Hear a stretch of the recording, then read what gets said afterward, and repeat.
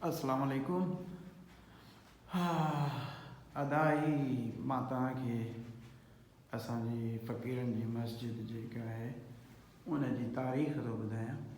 त असांजी मस्जिद जेका आहे केतिरो पुराणी आहे ऐं असांजी हीअ मस्जिद जेका आहे सा ॾाढे मोहम्मद अली साईं जिन ठाराई ऐं हीअ जेका आहे शाबान जे महीने में ऐं सन जेको आहे सो अलाए छा लिखियलु आहे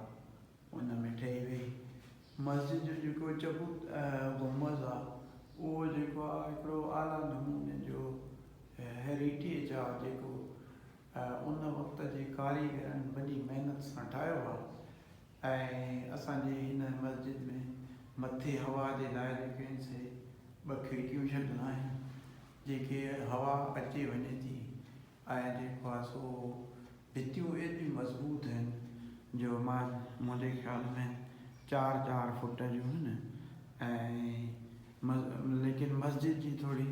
हालत ज़बून आहे छाजे करे जो जेको आहे सो को कमु न थियो आहे। ॿाहिरां सेक वधी वियो आहे कलर सिम त हीअ असांजे उन वक़्त जो जेको आहे ठहियलु आहे। ऐं हीअ दरवाज़ा बि पुराणा आहिनि जेके लॻल आहिनि ऐं जेको आहे सो मस्जिद जे गुंबज़ जी ॿीहर तामीर कई वई आहे ऐं तामीर जे इन जे करे जो जेको आहे थोरो ख़राब थी पई बाक़ी न त जेको आहे सो हेॾो ॾाढे साईं चनीअ रहमतुल्लाह जन जी मज़ार ऐं बुज़ुर्गनि जी जेका आहे सॼी जेका आहे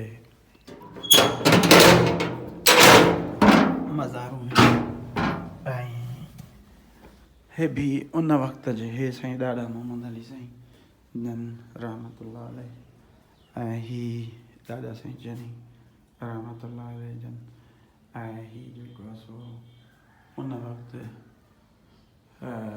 मक़बरो ठाहियो वियो ऐं हींअर इन जी रिपेयर जेका आहे लाज़मी आहे। ऐं जेको आहे तव्हांखे मां वरी मियां साईं ज़ाकिर बामन जो मक़बरो ॾेखारियां त मियां साईं ज़ाकिर बामन जो मक़बरो ऐं हिते पुराणे ज़माने जूं भितियूं ठहियल आहिनि ऐं हे पुराणे ज़माने जा जेके आहिनि से दरवाज़ा हिननि खे जेको आहे सो जेकॾहिं रिपेयर करे तामीर करे सही तरह सां रखियो वञे त बहितर रहंदो। तव्हां ॾिसंदव त दरवाज़ा जेके आहिनि उन वक़्त जा आहिनि पुराणा ऐं हीअ दरवाज़ा जेके आहिनि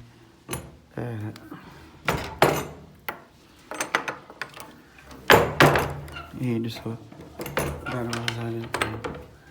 केतिरा बहितरीनु ऐं हुन में ठहियल आहिनि अंदाज़ में। अहिड़ी तरह सां हीअ दरवाज़ो आहे जेको आहे तव्हांखे नज़र ईंदो। हिते मियां साईं ज़ाकिर बामन जन रहमतुल्लाह अलैह जन जा जेके से रखियल आहिनि ऐं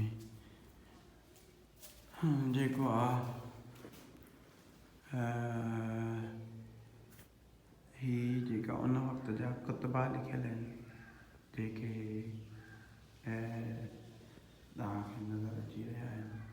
ऐं मथे बि का जेका आहे सा अहिड़ी पोइ रखी वई आहे जेको आहे हीअ शाइरी आहे असांजी ज़ाकिर बामन जी ऐं हीअ कुतबा लिखिया विया आहिनि जेके पुराणे वक़्त जा आहे असांजो जेको आहे हेरिटेज आहे। ऐं असां हिनखे जेको आहे सो रिवाइव करणु था चाहियूं ऐं हुकूमत खे चवंदासीं त हिते असांजो जेको आहे हिनखे पाण जेका रिपेयर वर्क वग़ैरह कनि ऐं असां हिनखे सकाफ़त खाते में ॾियणु था चाहियूं। ॾिसो असांजे बुज़ुर्गनि जी